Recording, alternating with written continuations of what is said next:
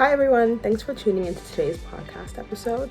Today's guest is an expert in the field of communications, media, and film, aka CMF.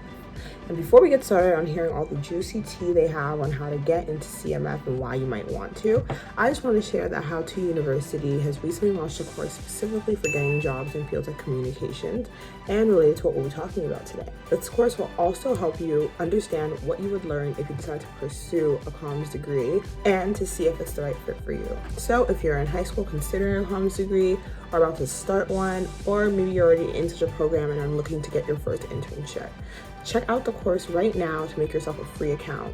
Okay, now that that's out of the way, thank you for tuning in. And as always, make sure to like, subscribe, and support us so we can continue to bring you more great info. Now let's get the conversation going.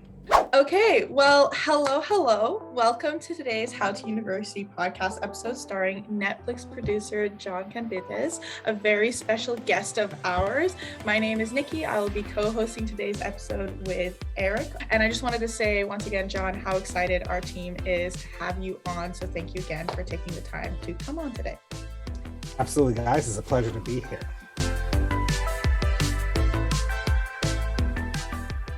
All right. So what is it that a producer does or does not do on the set? Like, clearing up any misconceptions that anybody might have, or like come through like the word of mouth or rumors?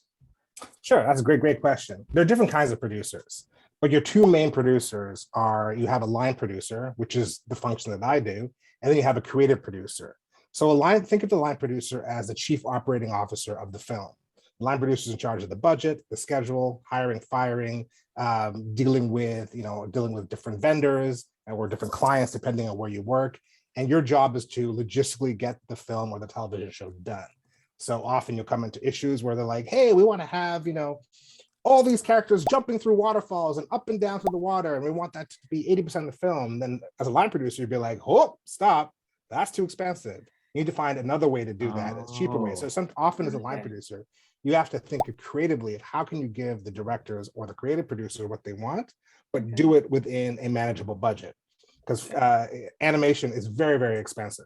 Yes, and especially the further you work in it, like if you're in, like, for example, animation or lighting, and then you decide to change something significant, your costs go up significantly. So it's a balancing act as a line producer, how to put the most dollars on the screen, but make sure that you don't break the budget, because it's very easy to get it out of control. A creative producer or also showrunner is the type of producer that works with the directors, works with the writers, and that person, he or she, will execute that vision of the film. This is what the story we want to tell. This is the art style we want to tell. And they kind of make sure that the directors are sticking to the vision and is working in tandem with the directors, with the writers, with the storyboard artists, with designers, to really get that creative vision together. And he or she works in tandem with the line producer, and we work together. So I make sure that they don't go too far, but I also kind of they make sure that the vision is being met, and like the desires of the studio or the writers or the directors actually gets as much on the screen as possible.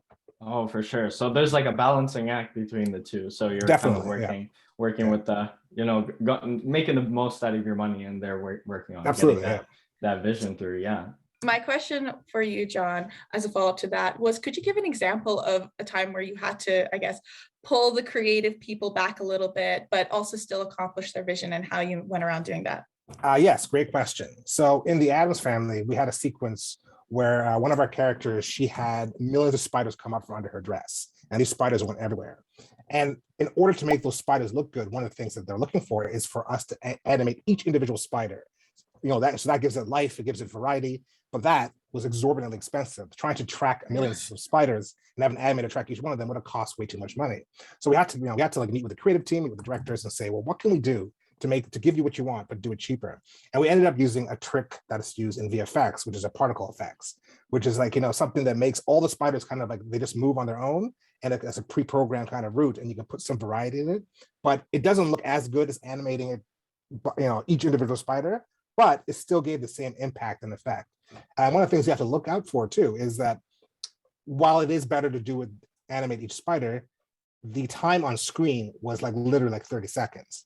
So you have to kind of be like, do you want to spend this much money on 30 seconds of screen time, where we can do particle effects for a fraction of the cost, and you'll still get the idea across, you'll still get the creep factor across, and and then you move on to the next scene. And that's a perfect example of how you kind of leverage technology and creativity to give the creators, the directors, the producers, creative producers what they want, but not break the budget. A lot of it being a line producer is trying to figure out, where do you want your money on the screen? There are some places where you have to reduce money to make sure that your key scenes really pop and the audiences remember. So it's a lot of creativity. Even though as a line producer, you do a lot with numbers and schedules and budgets, you still have to have that creative brain to to break through any impasses or things that could delay or put your movie over budget. Makes sense. Yeah, for sure.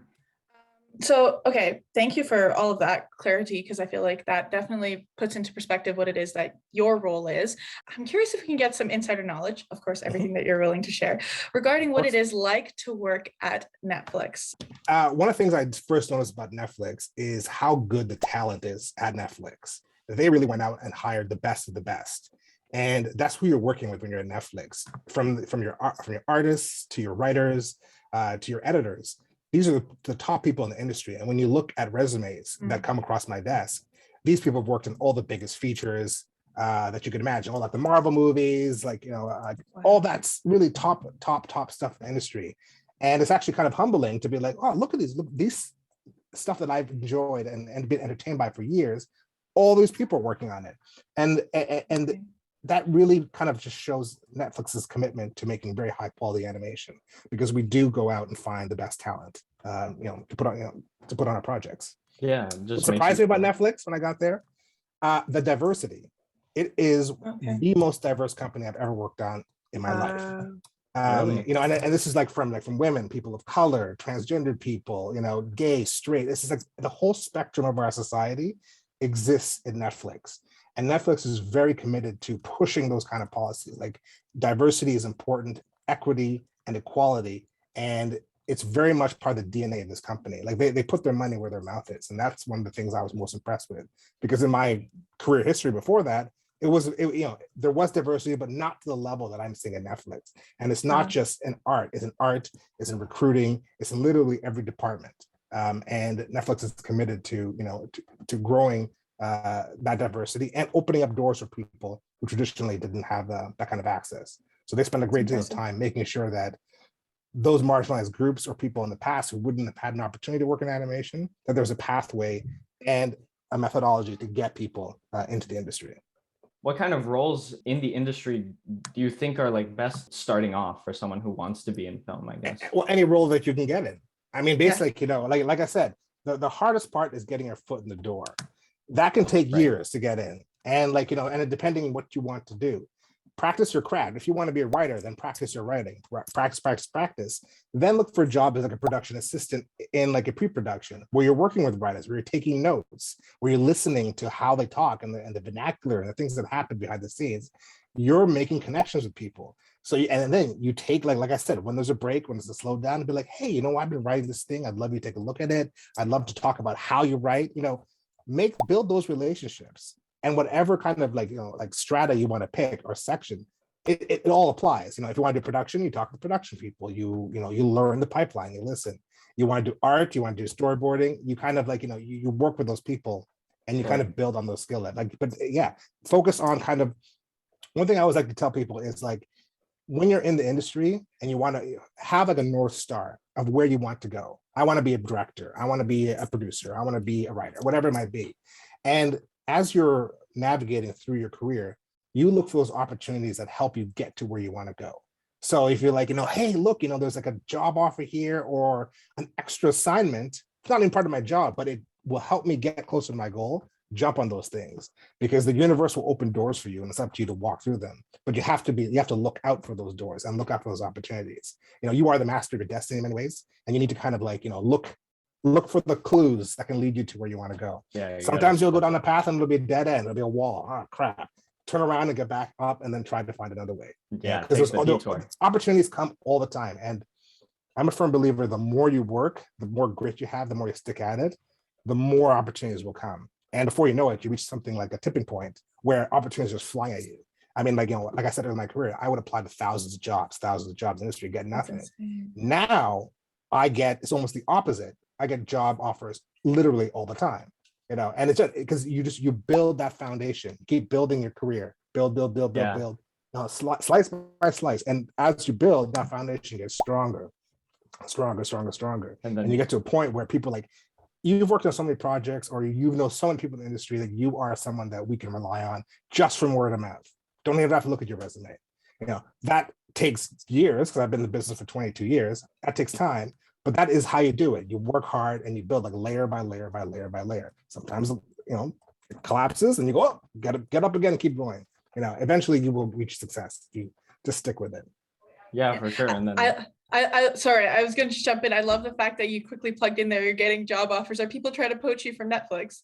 A little bit, but not as much as before I joined Netflix. Because it's funny, because once I joined Netflix, the offers kind of reduced a bit, because probably people are like, oh, no, he's not going to leave Netflix. But I still get it still comes in. I still have people being like, hey, we'd love to chat. And that's another piece of advice to give you. Yeah. Never, like even if you have the job you want, never stop interviewing, never stop meeting people, because interviewing is a skill and you need to keep those skills sharp. So take the opportunity. If someone offers a job or wants to talk to you, talk to them, because even if you're not going to take the job, you're making a connection with someone. And there are many people that I've made connections with just by that, and they remember you, and you kind of build a relationship with them, and they will look you up again. They'll check in on you from time to time. You do the same thing, check on them. Again, it's all about the people relationships. That is the key to success. Yeah, exactly. You can't get anything bad from having an interview, right? So exactly, you might as well just like network. You can, even if it's just like making a friend, right? Yeah, exactly. It can just be something like that, right? In animation, or even just as the industry overall, what is it that keeps you going? Like, why were you so driven for it? Why were you so motivated? What is it that you love about the work that you do? I mean, it's kind of like I picked the subject and stuck with it. I mean, that's just me personally. I mean, I did film studies in university. So I graduated from Western with a film studies degree, and I find out that means nothing. It doesn't. You can't get it's just like you're an academic degree. I can talk about films and write essays about them, but it doesn't lead to actual work. But my goal, my North Star was I want to be a movie producer someday. So I graduated from university. Then I got a job as a production assistant in an animation company. Took 2 years to find that job. So I worked. So I was like, well, what can I do? I was a security guard at University of Western Ontario, in London, not at Western, but at the brewery in London. Okay. And then I found a job doing it was called with a company called Telab ABW, where I set up video cameras or simultaneous translation booths for government conferences.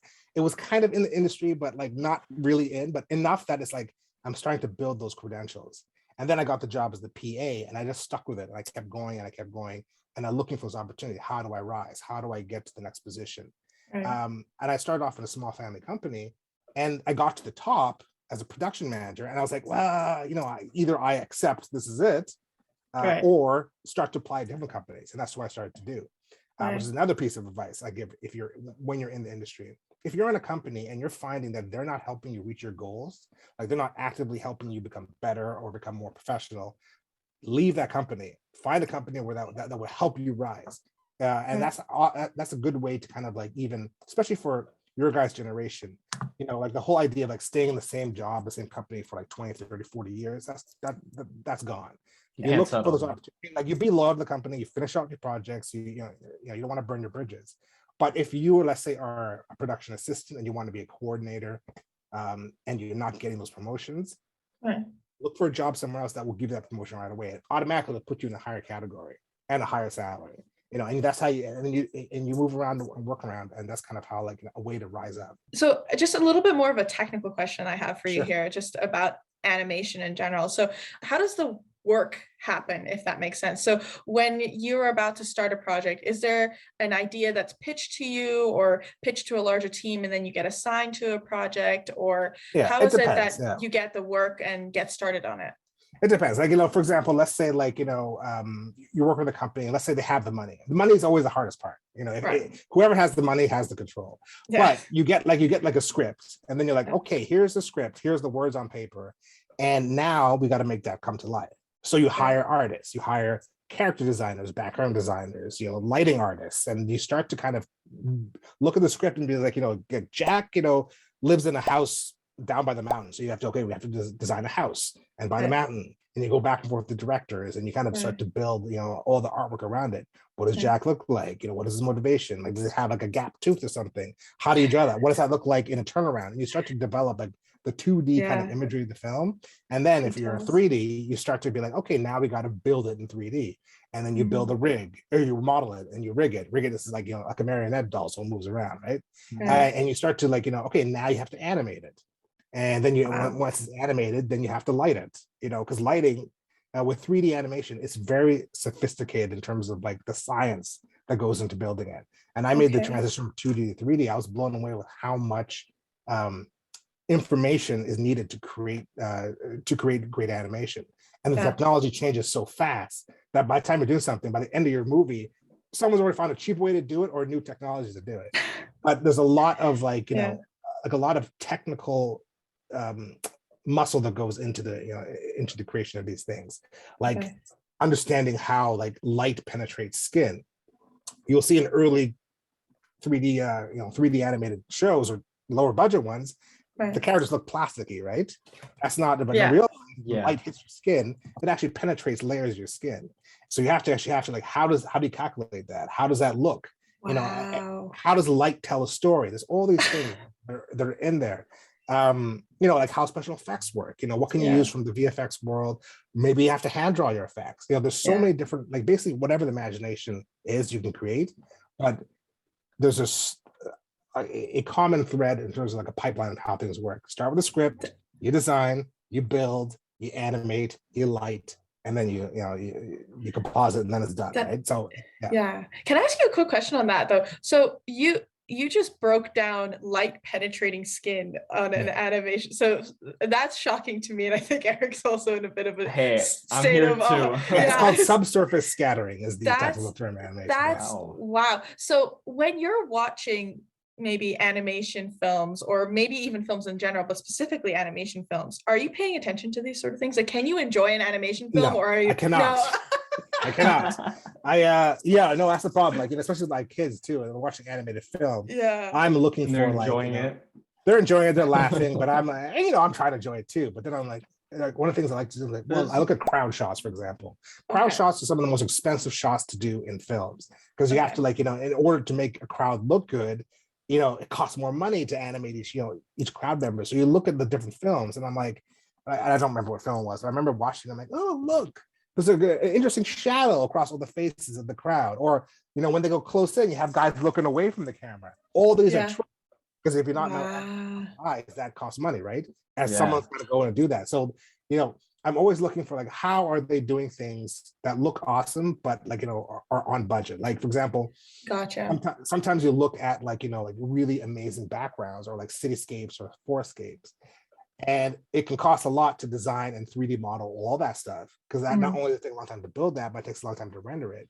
But then there are other methods where like, hey, we can just put some simple geometry back there and project a drawn image onto the background, add some effects, and no one will be the wiser. There's so many different ways that you can kind of like, do everything, but do it cheaper. And that's kind of like, that's what's ruined me for animated films. I'm always looking for how they do that. Well, that's interesting. I will sit and watch the credits of animated films, and then see like, if it's something I really like, I'm like, who's the art director? Who are the designers? Who are the editors? I'll write down those names, and I'll try and see if I can find them on one of my projects, because because that is like kind of like, or I even look at it and be like, oh, that's interesting how they built that team. They have 10 people doing it. I usually have 20 people doing it. That's fascinating. How they do it for that? How do they do that? How they do that for cheaper? So it's always this kind of like, so again, that's your craft. You can't help but look at it through that kind of lens. But often, and sometimes a project will be so good, you'll get lost in the story.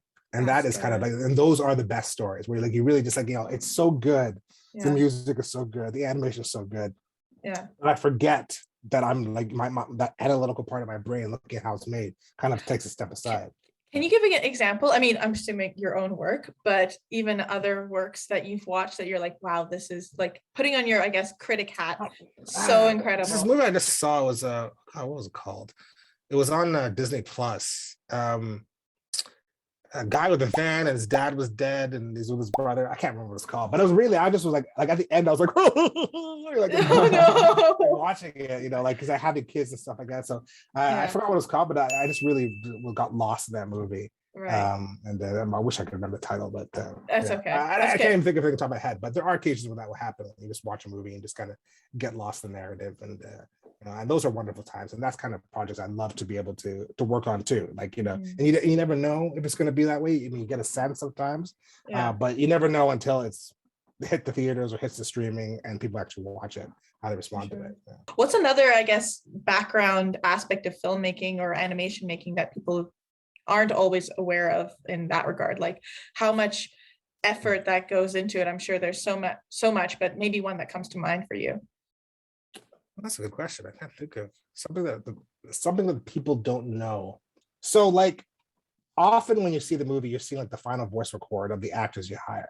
Right. But way before that, we do something called a scratch track, where sometimes we'll hire professional actors to come do the scratch track.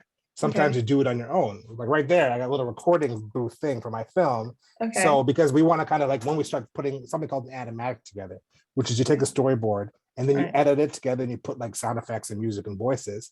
But often you don't have the talent there. But you have to be able to show the story to executives or to focus groups, and then often it'll be me or like another people in the cast and the crew just doing the voices. So I got to do a silly voice like this. I could be like a little creature, but it's just like like often the first look of the movie, the first like feel of like the like how the movie sounds, how it plays, is really a lot of like the crew doing the voices for that before they actually hire the professional actors to come in and do it. Really? That is definitely something I didn't realize, but that must be super fun. And it is. Again, it's one of the. You get to be silly, you get to be fun, and in a way, you see your voice up on the screen. I mean, you're watching like drawn animatics or storyboards, but it's still your voice, and it's still it's a cool experience. And to all you guys watching, reach out to me on LinkedIn. I mean, like I can't guarantee I'll get to everybody, but like I said, networking, let me be kind of like, your first kind of like stop at networking. Like, send me a message, say you saw the podcast, you'd love to have a conversation. I'll speak to you for a half hour. I recently did this summit called the Afro Animation Summit, where it's basically trying to create opportunity for people, in the continent of Africa and North America to create connections and open up opportunities. And I've spoken to probably 20 or 30 people from that event. Wow. Half an hour of my time, but you never know where it could lead to. Even some of the people I've spoke to were able to get interviews at Netflix because they had some good career experience. So that's like a first step. I was able to get a lot of them in contact with other directors and other shows that they watched when they were kids. You never know. So just like, make that first attempt, send me a message, send someone else a message. You never know where it could lead. Well, John, I think you're about to get a lot of messages now. So thank you. Just a little bit scared for you. You have 100 new messages. You said so, but couldn't say it better, John. Thank you everyone for watching this episode of the How to University's podcast. Thank you, John, for coming out. I hope you learned something. I learned a lot, and I hope we can get you back here one day, John. So yeah. You know how to reach me.